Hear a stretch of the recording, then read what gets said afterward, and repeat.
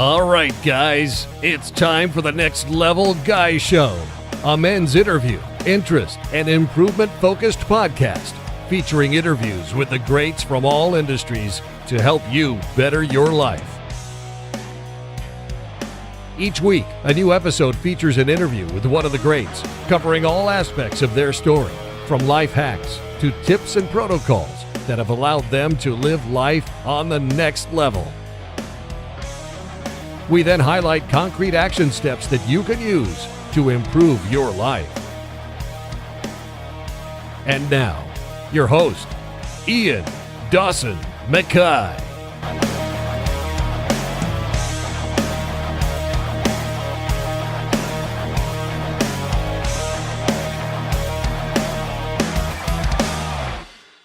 And today's guest is Chris Powell. Chris is widely known as the transformation specialist and host of ABC's documentary-style series, Extreme Weight Loss. With an unyielding dedication to helping others, Chris travelled the country using his innovative techniques, education and expertise to guide extremely overweight individuals as they shed hundreds of pounds over the course of a year. Beyond the show, Chris became a leading authority on achieving optimal health and lifelong transformation. Chris and Heidi Powell launched the digital platform Transform with Chris and Heidi. It has the goal of transforming 1 million lives and provides users with the motivation, exercises, nutrition and built-in community for a successful transformation. In addition to the app, the Transform brand has introduced its own supplement line, a line of everyday meal replacement shakes, energy formulas and vitamins, and the Perform line of workout and performance products. It also introduced a one-on-to-one coaching program where app users are paired with a certified personal coach who has a history of successful transformation and works side by side with Chris and Heidi. Chris has been awarded the prestigious Jack Lian Award, written several books that have soared to the top of the New York Times bestseller list. He holds a degree in exercise science and the training accreditation, the Certified Strength and Conditioning Specialist. He appears regularly on nationally syndicated television shows and has been featured on the cover of and has written for many top-name publications. And in this interview, we discuss destroying limiting beliefs to create true personal fitness and health transformations, learning to love and believe in ourselves through fitness and healthy eating, how to establish core values and habit forming, training, nutrition, diet and supplement hacks, and so much more. And now, let's get to the interview. Well, thank you so much for coming on, Chris. You have no idea how much of an honour this is to have somebody. I've wanted to have you on from the very start, but for the 5 people under a rock who've maybe not heard of you, could you give a quick introduction? Sure. Yeah, you bet. My name is Chris Powell, and Ian, of course, thank you so much for having me on the show. Most people know me as the transformation specialist on a show that in America was called Extreme Weight Loss or Extreme Makeover Weight Loss Edition. And then overseas, it was A Year to Save My Life. It was Kilo por Kilo. It's gone by a number of different names as it was sold around the world. But nevertheless, my specialty and my passion is helping people through the journey of transformation. And so it was a great run sharing transformations with the world for 5 to 6 years. And then since then, I've continued on in the transformation journey, but instead building digital platforms so I can take people through transformation virtually now. No, I love it. I mean, the big thing about wanting to have you on was you're not just somebody who talks how to do it. You've actually gone through it yourself. So you've been down in a low ebb and you've transformed your life. And a lot of people can relate better to that. Now, it's hard to imagine you as a skinny kid, but you said that was your introduction to, you put on the weight through having a weight bench in your home and working through it. But with all these 20 years of experience, what similarities do you notice with people in their aversion to transforming their life? Why do people talk it but not actually walk the walk, do you think? It's a really good question. I think there's several answers to that. Number one, actually, there are multiple answers, but at the root of it all, because we can bring it all back to one place. It all boils down to the belief in yourself and believing that you can. And here's the one thing that I found, regardless of where you want to go in life, whether you want to lose weight, you want to gain muscle, you want to maybe improve, level up in your career, whatever it is.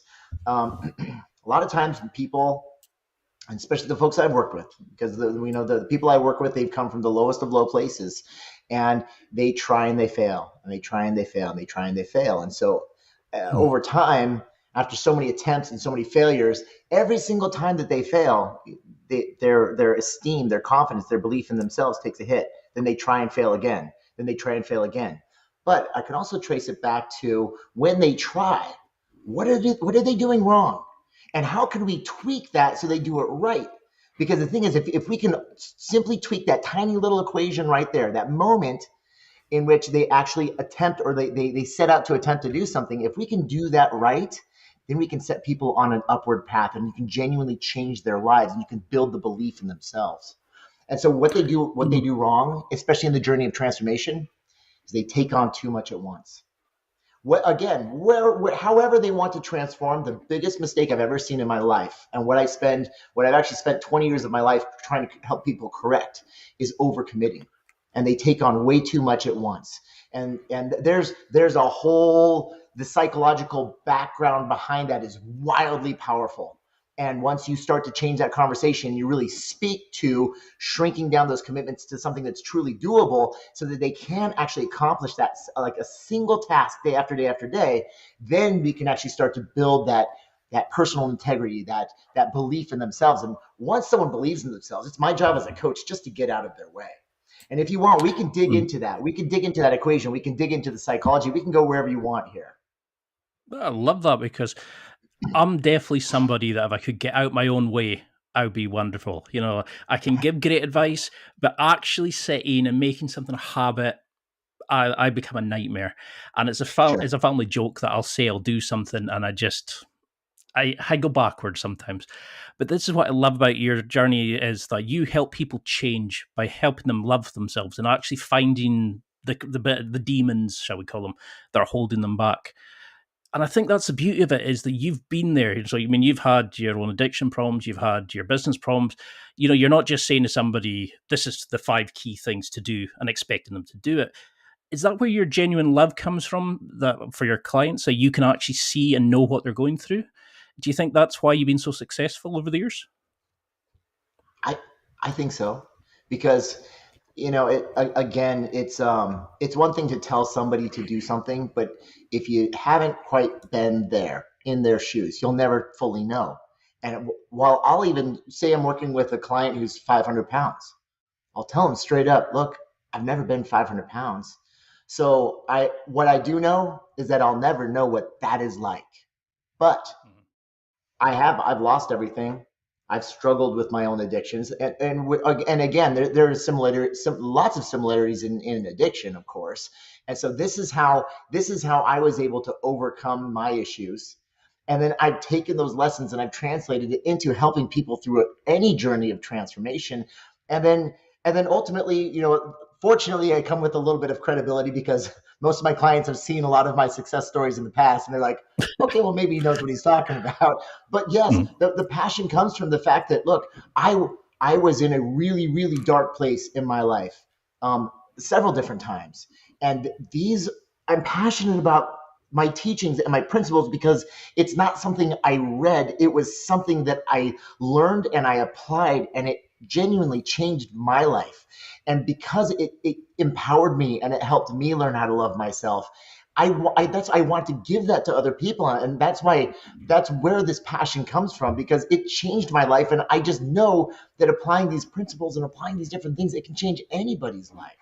And that's why it's easy to share it, because I genuinely believe in it. And I'm a walking example of it. That's why I was really keen to have you on, because I still find sometimes that we can bombard people with all these amazing messages, but if they're not willing to change or change that mindset, they don't believe they can do it. And like you're saying, it's possible to do. And when I was deep down with depression, I've had issues like low self-esteem, breakups. You think that that's fine for people who are on a even keel. I can never do that, but you've done some amazing things, and you're doing amazing things daily, with your Transform app, with your try to move 1 million people. It's the fact that you've got it tattooed on your body, that your mission, it's an amazing thing. But for people who are struggling just now, I noticed a big thing they struggle with. It's when you ask them to change, it goes against their identity. You know, they're no longer the chubby joker, the tall, lanky kid. You know, it's the image they portrayed for themselves. How do we start chipping away at that? You know, that's who I am, and change the story to become the success you want to be. You know, yeah, and again, that's a really deep question when it comes to helping someone change their identity. And you're right. In fact, a lot of times people, they fear change because sometimes their identity is also the excuse that they use to rationalize why things don't work for them. And so here's the thing, and I've dealt with this, time and again with so many clients. Say they're dating someone and that person breaks up with them, and they go, "Well, they broke up with me because I'm overweight." What happens when you're not overweight? Then they actually have to deal with, well, it happened maybe because they weren't right for me. They simply did not like who I am. And again, these are difficult conversations to have. But the thing is, a lot of times, well, I didn't get the job because look at me. So it's difficult for people to actually sometimes take ownership of, well, maybe it's not that. Maybe it's simply you weren't qualified. Maybe, who knows? It could be a bunch of different things. Changing the identity of someone, again, it's not something that just happens like that. In some cases, it has, but those cases are very, very rare. It is just like any journey. It is just one small step at a time. And the way I've always approached that with my clients, I've just always said, well, who do you want to be? And they will, well, I want to be, I want to be a kickboxer. I want to be a great dad. I want to be, I want to be a good husband. Well, you are right now. Like you could be that right now. You just simply have to live into it. But then here comes that belief thing again. So how do we get there? And if you don't mind, I'm actually going to go back about 5 minutes to something that you said. You said you make a lot of commitments, and then sure enough, come 2 days from now, that commitment's out the window. You don't keep your word to yourself. Mm-hmm. Ian, that is the root of transformation. So can I tell you a little story? And this is one of the greatest lessons anyone could ever learn. Anyone who's listening right now, if you want to change your life, I'm going to just lay it all out for you right now. I'm going to give you the formula, because what I do is not special by any stretch of the imagination, but I will speak to just the deep inner workings of how we work behaviorally, spiritually, emotionally. And look, every transformation, if you really want to change your life, it's all rooted in one thing. And that word is integrity. Look, and here's the story. And a lot of people are like, hey, how do you do what you do? How do you help these people lose 200 pounds in a year? How do you help them like literally just love themselves and start, feel like they can just run through walls, and they start businesses, and they can do all these different things? I say, here's how it goes. We actually, right off the bat, I'm going to give you like a little bit of secret behind the show, or behind the method to the madness. Well, we'll actually do, 15, 20 transformations at a time. And in one fell swoop, we'll bring everyone to one location, sit them all down. And typically there's 40 to 50 people there that are looking to transform. And I'll stand up there in front of the room. And what I say right off the bat, it rubs everyone the wrong way. And I say, you are all here because you do not have any integrity. And you can imagine how that lands with a lot of these people. Mm-hmm. They're like, excuse me, and a couple of people, they'll get up and start walking out the door and go, whoa. Let me explain. Look, I'm sure that you all have integrity with other people. Like Gary, if you tell Joe that you're going to show up tomorrow at noon, you're probably there, 11:58, right? And Mary, if you tell Susan that you're going to pick her kids up from soccer practice at 5, you're there, right? Yeah. Well, why don't we try this then? Everyone have a seat. Why don't we try this? I just want to see a show of hands. How many of you have said to yourself, the diet starts Monday? And everyone goes, oh. How about 2018? This is my year. 2019, here we go. This is it. This is going to be the turning point. How about 2020? How about I'm going to set my alarm early Monday morning, 5 o'clock. I'm going to do 45 minutes of cardio. And then you hit snooze the whole time. So to clarify this whole thing, it's not that you don't have integrity with other people. You don't have integrity. You're sitting here, and most of you, you're struggling. You're at the darkest level of your life, and it shows. The inside shows on the outside, because you're 400 or 500 pounds right now, and you're coming to me for help. You're here because you don't have any personal integrity. You have no integrity with yourself. You spend so much time focusing on fulfilling your commitments to other people, but you never fulfill your commitments to yourself. And if you had, you wouldn't be sitting here in the first place. I'm looking out here at this room of 40 to 50 people, and I don't see on each of you, I don't see 200 pounds of extra body fat. I see 200 pounds of broken promises. And if you learn that, look, transformation, physical transformation, look, yeah, we use diet and exercise as a vehicle, the physical vehicle to get there, but it has nothing to do with it. Physical transformation is all rooted in keeping your commitments to yourself, breaking it down to one single promise. And that's when it goes back to what I was saying about biggest mistake people make is overcommitting. They go, okay, I'm ready for physical transformation. I'm going to drink a gallon of water tomorrow. I'm going to measure all my 5 meals. I'm going to dial in all my macros. I'm going to do 45 minutes of cardio. I'm going to do an hour in the gym. Whoa. You just took on something that's so unattainable. Only 1% of the population can actually do it. Can actually has the time to do what you just said you're going to do. And you think you're going to come running out those doors and do that? Because guess what? When you say that, you're making commitments to yourself. And what you're doing is, it's almost like signing a contract with your soul. And people don't realize that. When you say you're going to do something, whether you say it out loud or you say it in here, it doesn't matter. Integrity is integrity, especially personal integrity. And when you're doing that, you are signing a contract with your soul. And if you keep that contract, you are rewarded with esteem and confidence and belief in yourself. With really, at the end of the day, what it's all about is happiness and feeling good about yourself and loving yourself. But if you break that contract, what happens? You lose belief in yourself, negative self-talk. Ultimately, you start to hate yourself. And I look out there and I say, Joe, how do you feel about yourself? Well, I hate myself. Gary, how do you feel about yourself? Look at me. I'm a disappointment. I hate myself. You want to know why? Because you broke promise after promise after promise after promise. You signed all these contracts with yourself and you broke them.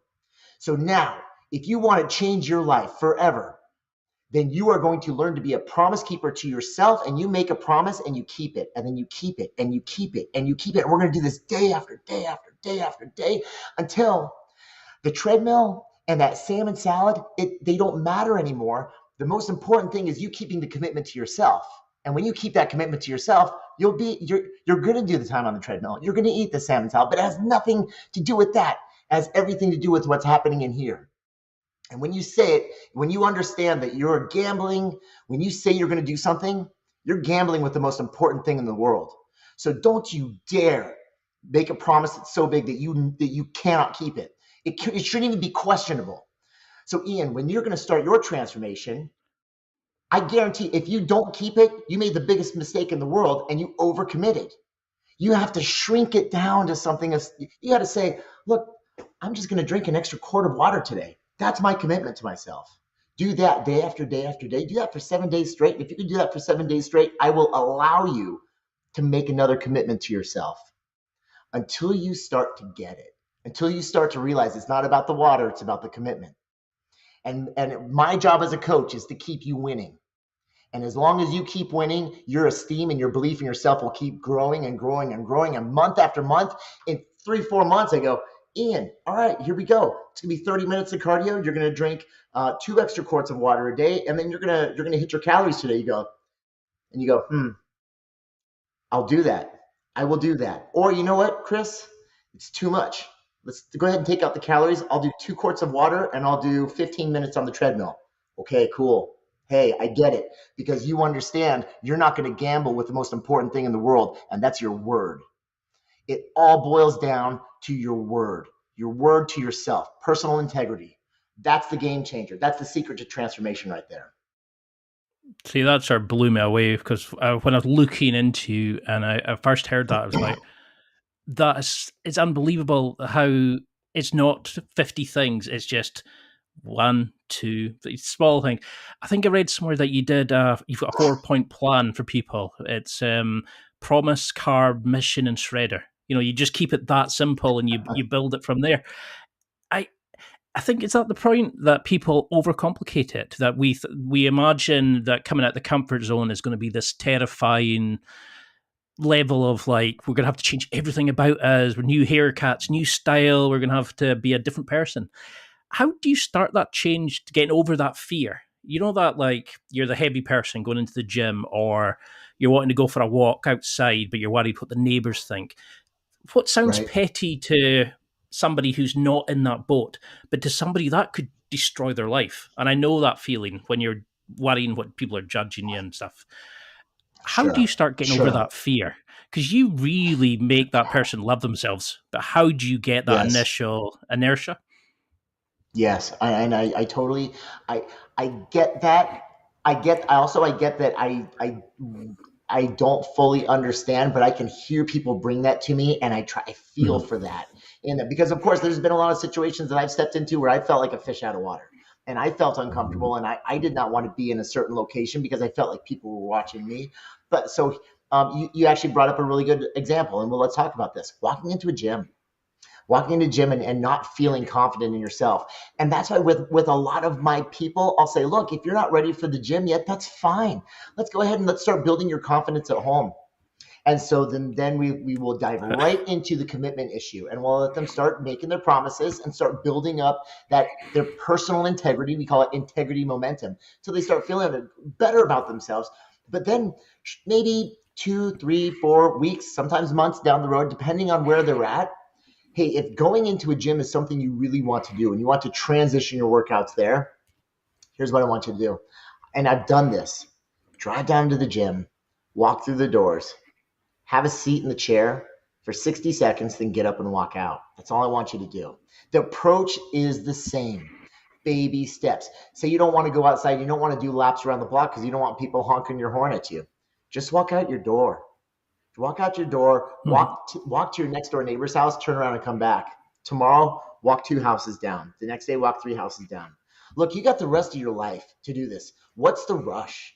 The thing is, especially if you're going to walk out your door and if you think you're going to do like 3 laps around the block, and if a car, so you start honking your horn and go, oh, I knew that was going to happen. And you come running back home and then you lock yourself in the house. Stop. Hey, just walk 3 doors down, turn around and come back. And then do it again. And before you know it, you're going to start to feel more and more comfortable. And also, here's the best part. Quite often, and I know a lot of people out there have experienced some really, really terrible things, especially at the end of the finger pointing from other people. But you're also going to realize that about 97% of the people out there are really good. 3% are a-holes. They're just dirtbags. They're scumbags. Definitely. But 97% of the people are freaking amazing out there. And they're going to see you and they're going to give you a thumbs up or a high five. You walk into a gym and you'll be blown away at the support that you can receive there and the friends that you can meet there. And I know it can seem a little bit intimidating at first, and maybe it all depends on the gym that you're going to. But nevertheless, I'm telling you guys, 3% of the people out there are dark. 97% of the people out there are good. They're good people. They're loving and they support you. And like they see you out there, and they're going to be like, dude, good for you. Go get them. So, but again, no rush in this thing. Baby steps. That's always the approach. That's always the approach that for me in my experience has won time and time and time again. Because that's something I do say to people is just because you're maybe afraid to go into the gym doesn't mean you can't go for a walk. Doesn't mean you can take the dog somewhere or sit and do a couple press ups at home or just a wee bit more, like, because my dad's type 2 diabetic and we keep trying to get him involved without calling it fitness, just moving a bit more, just getting some stuff around. And it's tried to change his attitude towards it. So I know what it's like when you have this kind of encourage. But for those who are sitting now, it could be something really deep down. It could be I don't like the word demon because it has this sort of religious connotation, but for people who have these things that are really holding them back, like real issues, how do you help somebody start believing in themselves, loving themselves, but actually dealing with that one thing? Because you said you've dealt with the diet and the fitness in 45 minutes. Right. But then you transform them. You take them from that dark place and show them where they can find the light, because you've done it You yourself. know, yeah. I've had the amazing opportunity to work side by side with some phenomenal psychologists and psychiatrists. And so typically what you've seen on the show, when we actually helped a lot of those people through some really dark times, I understand where my scope of practice is at its limits. And so I allow that's when it's important for the psychologist or psychiatrist to step in. Typically a psychologist in this situation to help people deal with past trauma. But being able to actually work side by side with the psychologist as people are dealing with this, and for me to kind of to allow myself to be that like a super friend as far as a guide on the journey. One of the most important things is I'm so sorry. There are emails coming through. Do you hear a pinging at all, or are we good? No, that's good. Okay, fantastic. It's in my ear. It's like ping, ping. I was like, I just want to make sure it's not interrupting this. But yeah, so when it comes to actually helping people through the journey, most of the folks that I spend my time working with have dealt with some really extreme trauma. And then remember, extreme trauma is all relative. I mean, for someone, it might have been their dog dying when they're a child, and others it could be severe abuse or death or loss, whatever that might be. So it's all relative. It's all how we perceive that experience in our lives and the story that we tell around it. And so but a lot of times significant trauma holds people back from moving forward in their lives because it's so painful. And that's also for a lot of the folks that I've worked with and a lot of people out there in general, that is quite often the root of the hunger that they feel.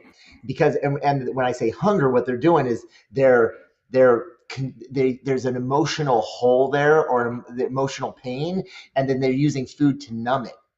And they're using that food to numb that pain from the past. And sometimes that they used it to numb the pain from the past to a point where they don't even realize they're feeling that pain from the past, but they're continually numbing it. But that's an emotional hunger, not a physical hunger. So it's really important that we can clear the past. That's the verbiage that we use. You must clear the past in order to move forward.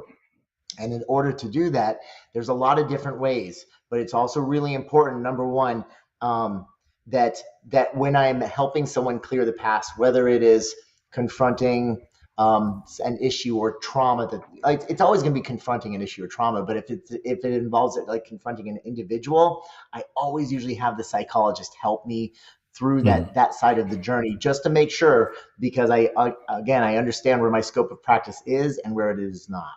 But nevertheless, being able to witness that and being able to be side by side with that individual as they're going through that, a lot of times it could be, and it's it's all unique to the individual. So it could be visiting a grave and actually, or maybe writing a letter to someone who's traumatized you.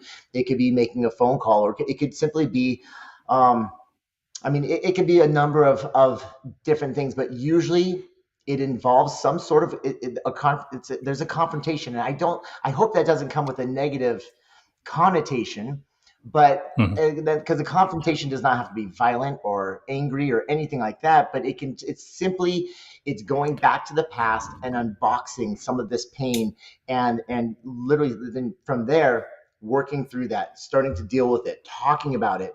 A really powerful method I've actually seen a handful of psychologists use is they'll actually take someone back to that moment of trauma, and then they'll have them tell the story in detail. And then they'll have them tell the story again in detail and again and repeat it again and again. And the more the individual repeats it, the more they actually separate the emotion from it. And you can actually start to see it as the story, the event. It was an event that happened. And then they placed all this meaning on it of, you're not worthy. It was your fault. You did this. You're this, you're that. And then they can start to actually separate the emotion from it the more they actually tell the story. And that I've seen that be a really powerful moment for a lot of people, where they, especially when they're talking about some sort of horrendous abuse or loss that they experienced when they were younger. And again, the more they talk about it and they just continue to tell the story over and over again, it becomes just that. It becomes a story.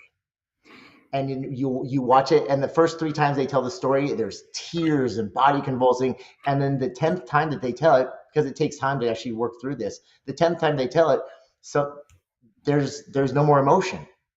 And I've seen that be a really powerful tool. And again, it's all relative. I don't necessarily want anyone to go out there and just start digging through this without also seeking proper advice. Because if the trauma is deep enough, it is wonderful to have a therapist to actually walk you through that process as well, so you can really deal with it. So I don't know what that looks like, but it's also a really powerful exercise that you could actually try.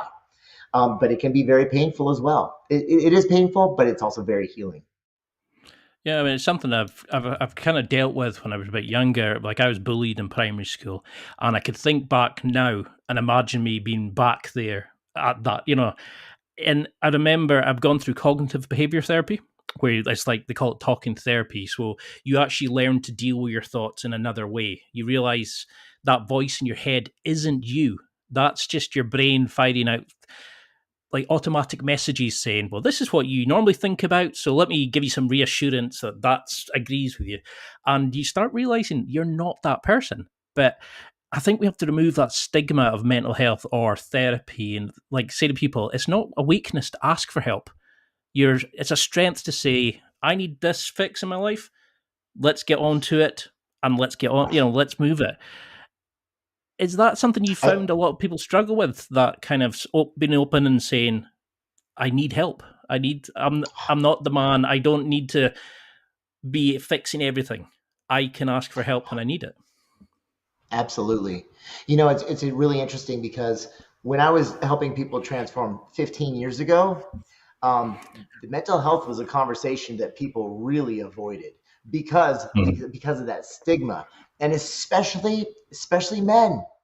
That I really struggled, especially with my male clients, because there's the ego, there's the persona, there's the stigma behind depression and anxiety and all these mental struggles, and they feel like, oh, if I talk about my feelings, then that's weakness.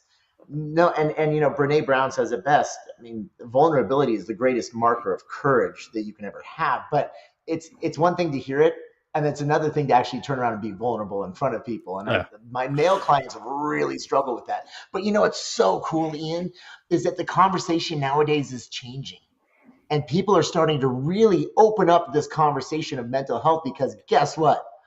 It is a very much a reality that we all need to deal with, because we're all struggling in some form or fashion. Every person out there is dealing with a struggle. And now we can actually start to have these conversations. I don't know I'm not sure what the statistics look like in the UK, but here in the US, now some 50% of adults are reporting some form of anxiety or depression, which is significantly higher than we've ever had before. And people are finally starting to say, yeah, me too. Yeah, me too. I'm really struggling here. And it's like, oh, fantastic. And because the thing is, if you don't admit it, if we don't open up this conversation, you can't get the help that you need. And guess what? And I know you talked about you struggle with depression. Me too. Guess what? And a lot of people out there will like, well, yeah, I struggle with depression, but I wasn't sure how to handle it, and I'm going to be fine. Well, guess what? I tried medication. It actually got to a point where I was recommended to a psychiatrist, and I tried multiple different kinds of medication, and the first couple did not work for me at all, but then one did. And as soon as that one did, I went from a state of real darkness. And I'm sure you get this if you've battled with depression, like just darkness. I knew within a couple days, I knew within a couple days of taking this medication, I was like, wow, I needed that. Wow, I feel like myself again. Oh my gosh, I wish I had done this 5 years ago, And guess Definitely. What? And then I open up the conversation with other people. I'm like, hey, guess what? So I started taking Wellbutrin, and I just feel like myself again. They go, okay, no way, me too. But I didn't want to talk to anybody about it. I go, no way, me too. Oh, hey, heck. And then I started talking about it. I started even talking about it on my social media, and everyone's like, yeah, me too. And I was like, wow, what do you know? There's a lot of people out there that are struggling, and now that we can open up this conversation, sure enough, you don't feel alone. And that is another massive step to healing, is when you realize you're not alone. If you are struggling, number one, it's okay to ask for help. Whether that's a psychologist, just to help talk you through this, with cognitive behavioral therapy, or whatever therapy that you're seeking that can just give you the tools to help navigate some of these stressful situations in life, or help you heal the past. Or if you really need it and you're actually in a chemical depression, it's okay to talk to a psychiatrist and see if there is something out there that could work for you as far as the medication goes. And it could be a shorter term fix, or it could be a long term fix. But what if it's a short term fix to help you, again, to help get that mental clarity, and maybe it can actually help reset that neurochemistry so that you can transition off of it, which I did. Medication was wonderful for me for about just over a year. And then I transitioned off, and I'm still myself. And I'm more myself than I was for a long time. And it was like, wow, that stuff works. So if you're in a dark place, there are solutions. And the only way for you to actually start to find those solutions, to finally be yourself again, and to be able to actually have like an excitement and vigor and zest for life, number one, you got to talk about it. And then number two, you got to give yourself permission to just get out there and do something about it, to again, seek some sort of help, because it's out there. And if this is the rest of your life, and we are so lucky to be born humans alone, and if you play your cards right, you might get 90 years on this earth. Let's make the most of it. I was smiling the whole way through that, because it was making me think of when I took fluoxetine, like it's like Prozac, I think, in America, and it suddenly shut down my brain. It made me stop hearing like the 50,000 obsessive thoughts in my head. Like I had OCD as well, and suddenly it was like, oh, this is what normality's like. This is fantastic. And then you start thinking with the cognitive behavior therapy. It sounds silly at the start. Then you get somebody going, no, but that's not an actual real thought. That's just your brain saying that, and you go, oh, right.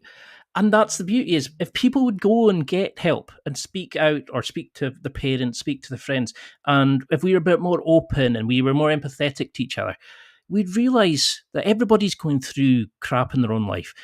I think there was somewhere, I can't remember who said it, it was, before you think you're depressed, check you're not surrounded by arseholes first. And that could be, that's the good quote. And that's what I really like about it. It's like, I think we're finally knocking down this veil of masculinity, that we have to be super tough, we have to do this, we have to do that. It's your life. It's a short amount of time. Why do it being sad, try to be tough in front of somebody that you probably don't even like in the first place? Yeah. So as we're doing these changes, and as we're seeing some great transformations, how do we start to lock this in? How do we start thinking of, Paul McKenna has this great way of, you visualize, he's like a hypnotist, and he has this way of where you see the person you want to be. You close your eyes and imagine the virtues of that person, and you step into that person to become them. I know it's quite out there for some people, but how do you start saying to somebody, you've lost 5 stone, 3 stone, whatever, you're looking fantastic? How do you make them believe that, to accept that? It's wild. That's the exact method that I use. I say, who do you want to be? It goes back to the identity conversation. Who do you want to be, and what are the virtues of that person? Let's actually list the traits, the character traits, and the personality traits of that person. And what is that person? And what we'll do is we'll trace, what does that person do from the moment they wake up to the moment they go to bed at night? And when they encounter situations, how do they deal with those situations? And it's wild, because you can actually map that person you want to be, that successful person, right?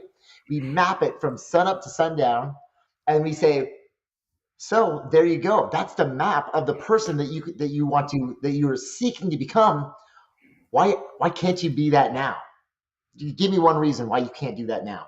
Like, okay, so you wake, the alarm clock goes off, and that person does not hit snooze. They put both feet on the floor. Can you do that? Yeah, I can do that. So then they immediately walk to the refrigerator. They open up the door, and there's booze, and there's cold pizza. And then have you seen my fridge? Right. So, and there or there's egg whites and yogurt and granola. What does Hmm. that person do? Well, they eat the egg whites and yogurt and granola. Can you do that? Yeah, I can do that. Okay, let's go to the next thing. And then they're driving to work, and they're going to drive right by their favorite fast food spot. Right, this is the spot that they hit every day. Who's the person that you want to be? Do they swing? Do they take a quick right into the drive-through, or do they continue on to work because they just had an enjoyable breakfast, right there at home? Well, they're not going to pull in there. They're going to drive to work. Can you do that? Yeah, I can do that. Okay, that's good. Let's just do that for now.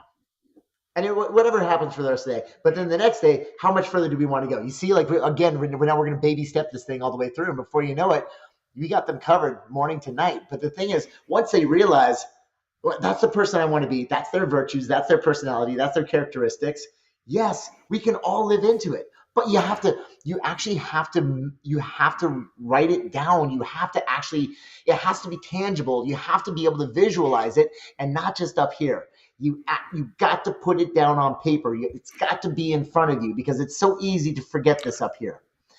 So it's really important. You have to extract it so that you can actually follow the map. Because that's something I'm quite a systems orientated person. Like, I want to have like the week set up. So, I've got nights for jiu-jitsu, I've got nights for doing podcasts, I've got nights for five-a-side football and things like that. I need to have it kind of scheduled like that. Is that a way we can make fitness, transformation, whatever you want to call it, a system, part of our life? Is that the kind of the thing that everybody needs to do to make it successful? And how do we analyze the data, or how track it even? Or is that overthinking it perhaps? I think you're a few steps ahead. That's for sure, in my opinion. Yes. But so like you, I'm a systems person as well. So I've actually built it into my system. I went to jujitsu last night, and then I'm going to Cool. do jujitsu again tomorrow, and then Friday. So like I've got my own systems as well. But while a lot of people can function well that way, sometimes building systems is still a little bit too overwhelming. So I always like to meet people where they are and slowly lure them into a system, is what I like to do. But ultimately, do I like to build one? Yes, because systems will help you keep your word to yourself, is what they do. They help you organize your life so there's not as much chaos, because in the chaos, it's easy to get lost. And when you're lost in it, it's easy to then fall out of the contracts that you've written to yourself as far as your commitments go. So yes, I do believe systems are an answer. And also, I mean, when it comes to tracking things, that's the beauty of technology today. And that's one of the main reasons I started building app technologies. So you can actually track your behavior. There's a gazillion apps out there where you can track your macros, you can track your hydration and your workouts and all this other stuff. And guess what? They're freaking awesome. And I think that it is going to be the future, because the thing is, if you can track your behaviors and your adherence to those behaviors every day, well, then it answers all of your questions as to why you're achieving results or not. If you're not achieving results, you can actually look and say, how many days was I consistent with my nutrition and my hydration and even my mindfulness? Like, look what's happening here. And you can actually see, well, you're only 54% consistent with it. Well, that answers a lot of questions. But if you're 90% consistent with it, well, now you can actually, well, that totally explains why you're 15 stone down on the scale, right? I love it. So, yeah. Because that's a big thing about it, is everybody thinks, okay, I've started walking. Okay, oh, there's an app that can measure how much water I'm drinking. Oh, there's an app that can measure my food. I'll take pictures of every meal I do, and then before you know it, they've failed on that one, so they forget to do the water, and I can start that tomorrow. Oh, wait, and before they know it, they're 2 weeks down, they're eating a pizza, and they're like 3 stone back up on where you were. And I've gone through that, where it's, you run before you can walk, and you start going, oh, what happened here? And I think that's the beauty of you can actually create these global communities where you can show people that there are people like you who want to be, like the world's best friend, who want to help and support each other. It doesn't matter who you're surrounded with right now. And I think that, I don't know if you know the crab metaphor, where you put a bunch of crabs in a bucket, and as one climbs out, they all pull each other back. I love Yes. that. I had friends like that for a while, where you would, I'm going to do this. Oh, don't be so stupid. And you'd be ridiculed, you'd be mocked. And then suddenly I had to step away and go, right, they're never going to help me start a podcast. They're never going to help me speak to amazing people like yourself. They're never going to help me do jiu-jitsu because they want to go drinking instead because it's scary. Why do we surround ourselves by people who want to sit and drink and do drugs or all these kind of things? And how do we get rid of these friends, shall we call them? Yes, I know what you're saying. It's okay. First of all, so wild you mentioned the crab analogy. I just told that story on my social media like 3 weeks ago. And I think it's brilliant and it's true. And there's so many parallels between that and human behavior. And it is wild because a lot of times you have an individual who makes the commitment to changing their lives, and then they have this support system that just keeps pulling them back, whether it's through guilt or through sabotage or whatever it is. Okay, first of all, and I do want to address that because this is a very real part of transformation. It is highly likely, and in fact, I've seen this more often than not, which is kind of sad, but it's just human behavior, that someone decides to change their life and their social support system thinks otherwise. And then they, again, will sabotage and they'll pull them back in. And all of a sudden, you sit down with your friends and they all have a beer and fish and chips, and you ordered the salad, and they're like, oh, you're too good to drink a beer and eat fish and chips with us. Right. And you're like, look, I'm just trying to be a little bit healthier. Like, oh, sorry. And you're like, oh, come on, guys, And so here's the thing. This is probably one of the most difficult dynamics of the transformation journey, because we are social beings and we are programmed in our most deepest levels to unite with others for our safety and for our survival. And so that camaraderie is something that we all seek. We all seek to love and to be loved, and so we need that family. We need that support system. And it is really difficult when that system that's around you, and when they have bad habits. There's a massive study done by the New England Journal of Medicine that was done over like 30 years with some 50,000 people, and they actually found all the correlations. And this is where they actually started tying obesity as a social disease, because they could actually have twins, separate the twins. And so there's a massive genetic component there. One of them has overweight friends, the other one has fit friends. Guess which one ends up packing on the pounds? The one with all the overweight friends. And then they stay that way because they don't want to lose that system. And so this is where it gets really, really difficult. And this is also where sometimes you have to have difficult conversations with your support system about your journey, what you want to do. But this is also where the beauty of the technology we have today is massive, because there are all of these incredible online groups now that you can join, and you can be surrounded by people who genuinely support and love you on the journey that you're on. Because then, here's the thing, sometimes your support system, it's your family, it's your cousins, it is your close physical network. And here's the thing, you don't necessarily need to remove them from your life. Maybe sometimes you do if it's extremely harmful. For example, some of my best friends, when I was hooked on painkillers, they were my drug dealer, and so about 5 of my closest friends, my good buddies, they were also some of the nicest people in the world. Could never hurt anybody. They had the best of intentions, but they were all heavily addicted to drugs. And guess what? I got addicted to drugs. And it was hard because they're genuinely good people. But when I tried to step out of it, it made them sad.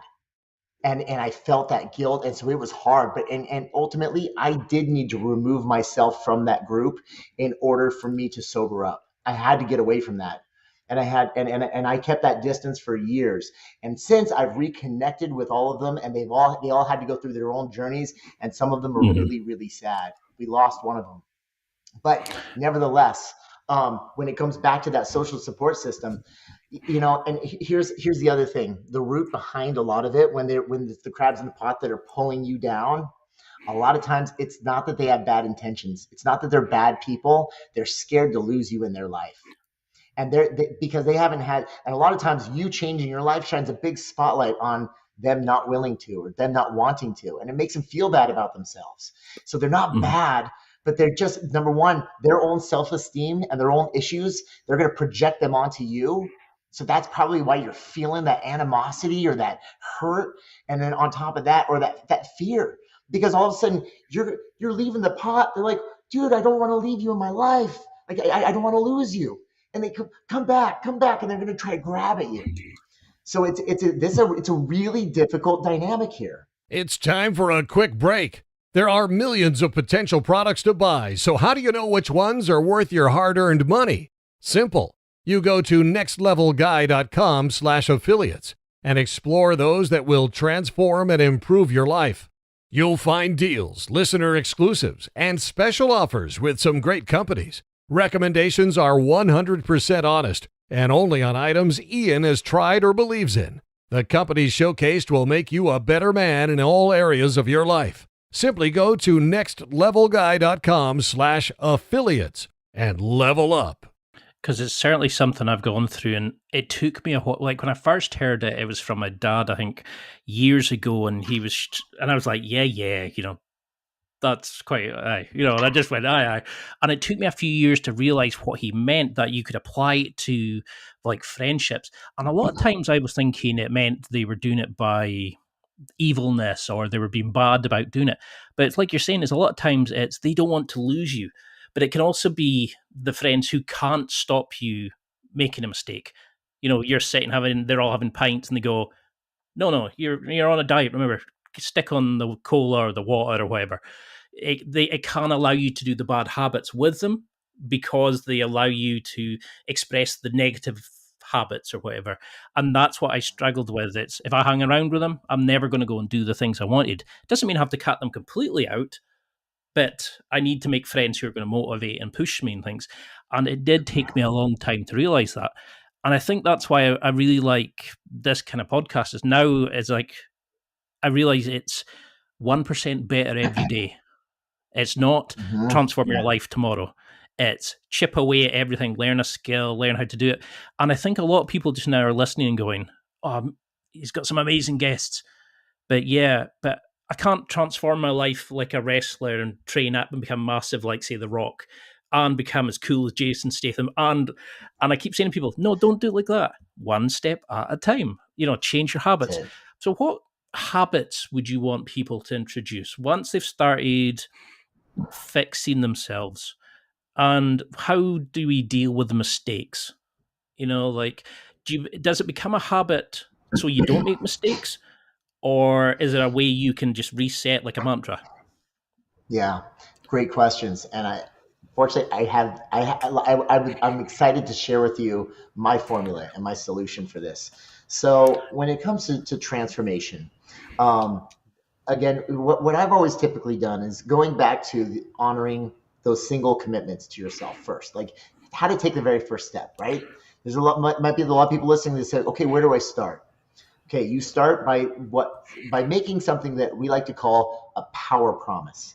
And it is a very, very small commitment that no matter what, no matter how crazy life gets with all the ups and downs, you can always keep that one thing every day. So it might be drinking an extra quart of water a day.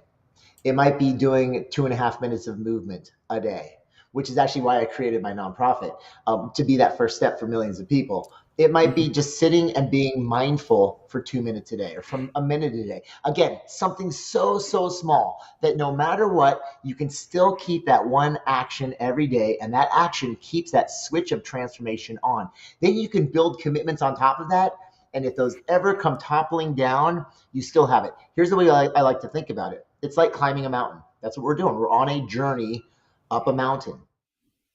Good rock climbers, what do? You'll see them, they'll climb 20 feet and then they anchor themselves in, right? And then they'll make sure that rope is secure. They'll climb 20 more feet, anchor in. Why do they anchor in?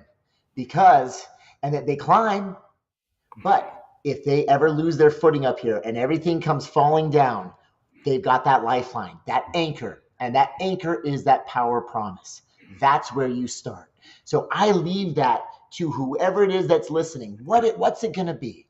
Is it going to be water? Because that's a step in the right direction. Is it going to be movement? 2.5 minutes of just moving your body. That's a step in the right direction. Maybe it's going to be mindfulness, just calming your body down, becoming present here and now, focusing on your breath, doing a total body check-in for 2 minutes. Those are all beautiful steps in the right direction that can be that power promise. They can be that anchor that if you lose your footing, as long as you're doing that, then you're always still in the game. Now, if you just give it all up, guess what? You're gonna fall, and you're gonna fall really far. And we've seen this time and again. So that's one of the best things we do. Now, here's the thing. You said, what happens if you make mistakes or if you mess up? So if you're climbing and then all of a sudden, and you're taking on commitments, you're drinking a gallon, 4 liters of water a day. I'm going to try to make the conversions over to you guys. So you're drinking 4 liters of water a day. Say you're doing 15 minutes of cardio, or maybe you didn't even keep your power promise for the day. How do we heal that? Because number one, it's going to happen. You're going to mess up. You're going to make mistakes. People chase perfection in this process. And the moment they don't do everything perfectly, they go, oh, that's it. I knew I couldn't do it. Give me a pizza. Give me a beer. Right? And it's like, no. Like the transformation and this journey through life, no one does it perfectly. Perfection doesn't exist. So stop chasing something and stop setting such stupidly high expectations on yourself that you can never reach, because you're guaranteed to set yourself up for failure.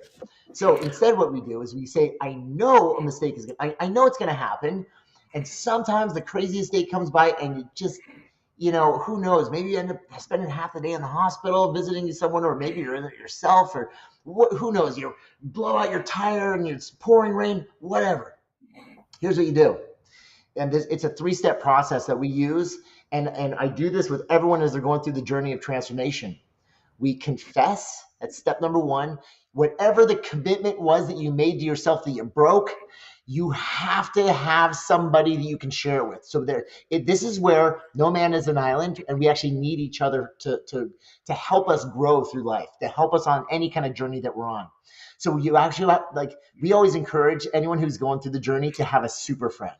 And a super friend is someone that you can actually have as far as that human connection, so that when you do mess up, and it's going to happen all the time, maybe daily, maybe weekly, maybe whatever it is, but you have to, number 1, confess to that person. That's the hardest part. That is, you want to talk about the hardest part of transformation. It's when you mess up, or you make a mistake, or you break a commitment to yourself. It's confessing. And it doesn't matter how big or how small it was. You confess it, and then we reassess it. And we say, okay, so say the confession is, you're like, dude, I was supposed to do 30 minutes of cardio today, and I didn't do it. And then then your super friend, or whoever it is that you've confided in. So you know what, though? It's because I started this new job and it's keeping me crazy busy. And honestly, I don't know if I'm going to squeeze in 30 minutes every day. I don't think I can. Well, then it's a stupid freaking promise, because you're setting yourself up for failure. And the only way you're going to transform is to keep winning. So then what would you do? Sure. Well, what can you do? Well, at 30 minutes, that ain't your promise anymore. That's not the contract you're about to sign with yourself, because you know you're going to break it. Let's shrink it down. Well, can you do 10 minutes? Yeah, I could do 10 minutes. Of course I could do 10. Okay, well, there you go. If you want to do 10 minutes, let's reassess this. So confess, then reassess. And then once you've actually got a commitment that you know you can keep, and you can keep winning, and you start climbing again, you recommit. So confess, reassess, recommit. And if people keep doing that, nothing can stop you. I'm telling you that right now.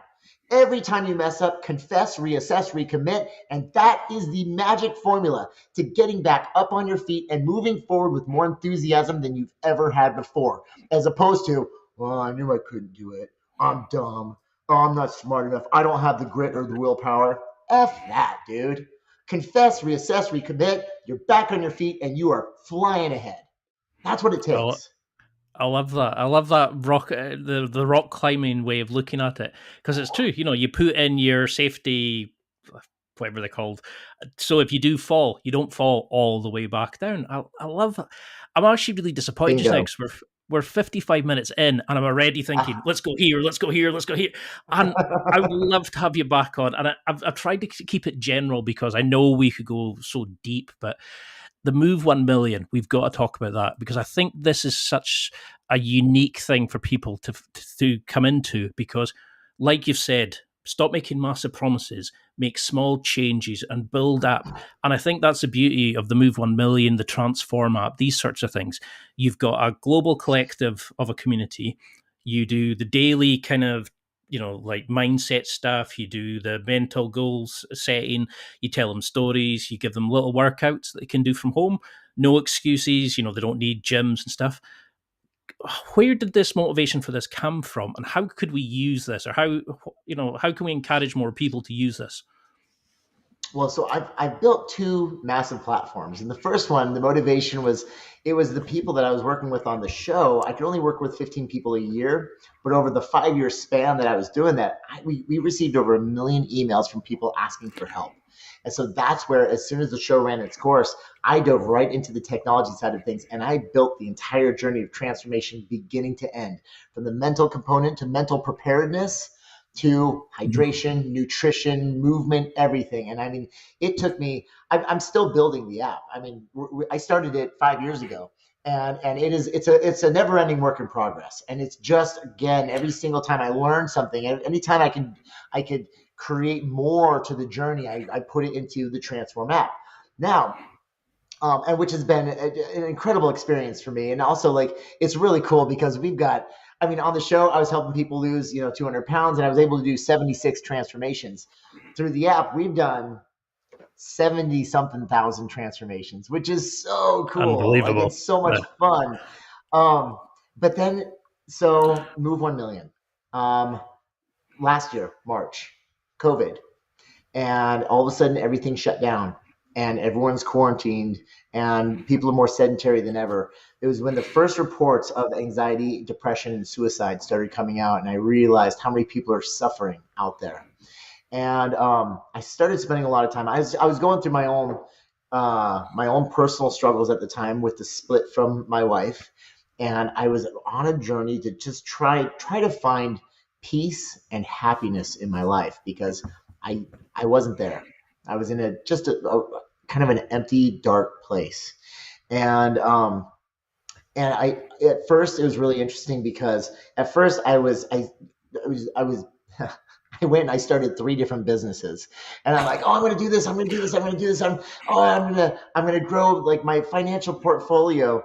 And I like to climb the hills around here in Arizona, where I can look down on the lights. And I was actually climbing up one of the hills here, and at night, and I looked down on all the lights, and it came to me. I was like, dude, I am chasing happiness and peace, thinking that some kind of financial success is going to bring that to me. I was chasing the dollar. And I was like, man, that's not where happiness is. As I'm looking down on all these lights, I said, if I'm going to find peace and happiness, it's going to be serving all of these people. And because I'm looking down on a city of 4.5 million people in the metro area, and I see all the lights. And I said, when I can serve them, that's where I'm going to find my happiness. So I'm not going to chase the dollar anymore. I'm going to chase minutes of service. And that's how I'm going to measure my success, is in how much I can serve all of these people. And I'll count it one life at a time, just like the tattoo right down my side. I went right back to the commitment I made 13 years ago. And so sure enough, I ended up coming down the hill and turning on a documentary on Japan, on the country of Japan. And in the documentary, it was wild, because it's like, hey, every day in Japan, it was in 1928, Emperor Hirohito had a major issue. Japan was growing. He wanted to unite the country and to build camaraderie among the citizens, but also he had major problems that the life expectancy for the average human in Japan was 40 to 45 years old. He wanted to expand their life expectancy. And so he was a big believer in physical fitness, but also the power of people moving together. So he mandated across the country 3.5 minutes, set to the same music. It's the same movements every day, every school, every factory, every corporation, everyone in Japan. At 6:30 in the morning, the radio started with the music, and everyone went through their motions in Japan. Everyone did the exact same motions together. That's 1928. By 1955, Japan was the healthiest country in the world. Fast forward to now, 93 years later, 27 million continue to do what's called Raggio Taiso, radio calisthenics, every day. It stayed and it grew over 93 years. They continue to be for 6 decades straight, one of the top 5 healthiest countries in the world. It was so powerful at bringing the country together that in 1945, when the US occupied Japan, we prohibited Raggio Taiso because he built his armies. He brought them together so powerfully, he actually built his armies off of it. That was the very beginning. And I was looking at this and I was thinking, oh my gosh, we're more sedentary than ever. We're anxious. We're depressed. There's division. The whole nation, in America alone, the whole country is divided. What can we do to come together? This is what we need. We need the modern version of Raggio Taiso. And oh my gosh, I got a degree in exercise science and biomechanics and physiology. I can create a total body movement. I can set it to new modern music, and I build apps. So I'm going to build a whole app platform. I'm going to create this entire thing, and that's my gift. I want to give it to the world, and instead of 3 minutes, I'm going to shorten it to 2.5 minutes so no one can say I don't have time. And it's a total body warm-up that anyone can do, standing or sitting. Kids, corporations, factory workers, hospital workers, everybody can do it. And again, I teamed up with my friend Amy Van Dyke, and she was a 6-time Olympic gold medalist swimmer. She broke her back, and so now she's in a wheelchair. So she does a seated version. I do the standing version, and we end up building this massive platform. And now we're giving it. It's everyone's for free, and so we're serving. Gosh, we're in probably we're in multiple school districts here in Arizona. I'm actually going out to Florida in October to speak to all the PE teachers, all the public school PE teachers across the entire state, so they can bring Move 1 Million to Florida. Awesome. We're serving Phoenix Children's Hospital now, Foundation for Senior Living. And so we just opened up our doors 5 months ago. It took us some time to build it. We opened up our doors. We're moving 76,000 people a day now. And it's free. In fact, all the kids in our schools, right after the Pledge of Allegiance, they all stay standing and they all do Move 1 Million, which is the movement together, which brings us all together. And then right after the 2.5 minutes of movement, it's 2 minutes of mindfulness. So then I take everyone through a mindfulness exercise to bring them to here and now, to reduce stress, anxiety, depression. And then we leave everyone with positive intentions, letting them know that you're strong and you can do anything that you set your mind to and you put your body in action toward. And then on behalf of myself and everyone who's moved today, you're loved and we believe in you. And I get to say that every single day to thousands of kids. And it feels really good. And this is just the beginning. I mean, this Move 1 Million, we're going to take this across the nation and around the world. I love that. I love the way that you've managed to take something where you were having 76 people that lives there could affect, and you've taken your gifts now to thousands and hopefully to millions. And that was going to be a question I was going to bring in, was how do we encourage other people to transform? Because I know like adults kind of have to find their own journey. But for kids, I became an uncle to two nephews and a niece, and it changed my life. I never realized how much walking, how much playing, how much mayhem that can be involved. And I think that's the beauty, is if we can get kids early and teach them mindfulness, teach them physical activity. And I love the fact that you involve your own kids in this, and you show them that kids can do it. Your friend who in the wheelchair can do it, that there's no reason, and it's a small commitment. And it's something that you can feel pride and bounce off the next thing and the next thing and build from there. Is there a way we can encourage our children, our nephews, or whoever it is, to become more, to eliminate potential problems that our current generations are going through? I think Gandhi said it best. He said, "Be the change that you want to see in the world." So it's up to us to be the change that we want to see in our kids, in our family, in your nephews, in your children, in our community. Like it's going to start with us. And the more that we can do it, because the thing is, I mean, people are brilliant. In fact, in the fact that they can feel genuine, they can feel authentic, or I should say, they can feel authenticity. And if you're talking the talk, but you're not walking the walk, it won't make any difference in the world. But if you talk the talk and you walk the walk, that's the most motivating, inspiring thing ever. And it'll be far more powerful coming from someone who's actually inside the family unit who's living it, than from someone outside saying, oh, you should do this. Now, the thing is, for me, like, I want to provide the tools. And, like we've, for us to make this, to get the kids to actually do this on a regular basis, and the adults, we want to make it fun. And so, we've gamified it. We have different themes every day for the broadcast. There's a bus driver theme and a policeman theme. And we actually had some Olympic pole vaulters on with us the day that went of the pole vaulting competition in the Olympics. So we're always doing different themes, which is a lot of fun. But then for the adults, we've gamified it so you can have streaks and you can rank up and you can do all these different things. And again, it's all free. We're a free service for the world. So we're just trying to get everyone to move for 2.5 minutes together. But it's going to it all starts with us. If you want to see a change in your family and in your community, you need to actually make the change yourself. And when you do that, then you don't even necessarily have to talk about it. People will see it, they'll feel it. But then when you do get to talk about it, you can speak to it with so much more passion. And you can really bring it to them. And when you speak with passion and authenticity, that's what moves people. Because that's something I'd say to people is, if you want to do X, go for it. And they'll say, but it's 3 years, it's a 3-year course, I can't do it. Or it's going to take me 6 months to train to do the marathon. I was like, 6 months is still going to pass regardless. Do you want to be where you are now? Or do you want to be, even if you do one thing and don't succeed, you're still not the same person. You're going to be a better version of yourself. And then that person can go on to the next thing and the next thing.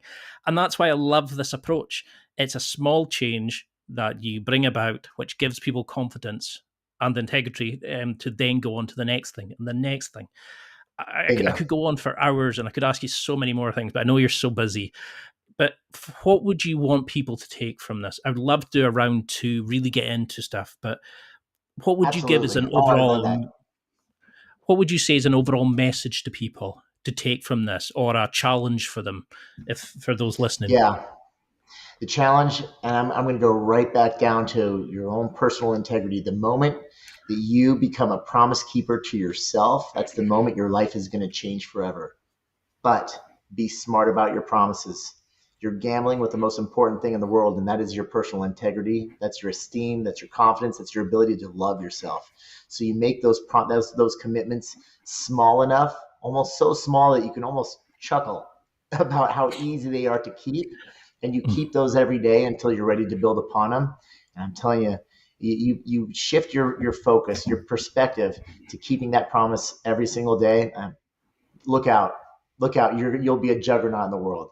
So baby steps, less is more.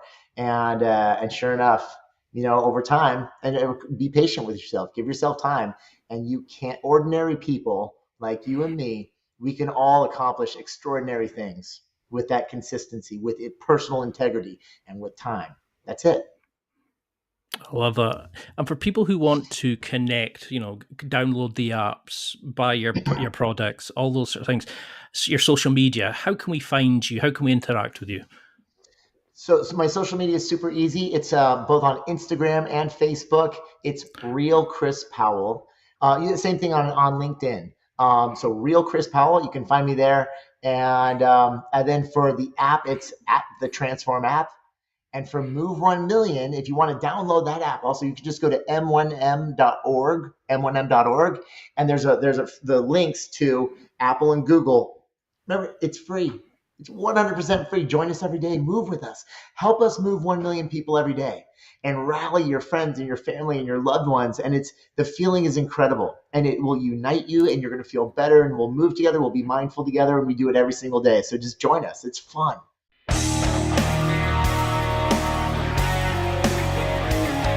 Well, that's it for another week, and thank you for listening. It's now time to take what you've learned and use it to develop and enhance your life with the key points mentioned. Listen, try it, embrace it, use it, and crush it. Now's your time to hit that next level in your life. If you liked this episode, then please leave a comment on the show notes or a review of the show on your podcast platform. Everything helps evolve the show. Until next week, keep seeking the next level in your life.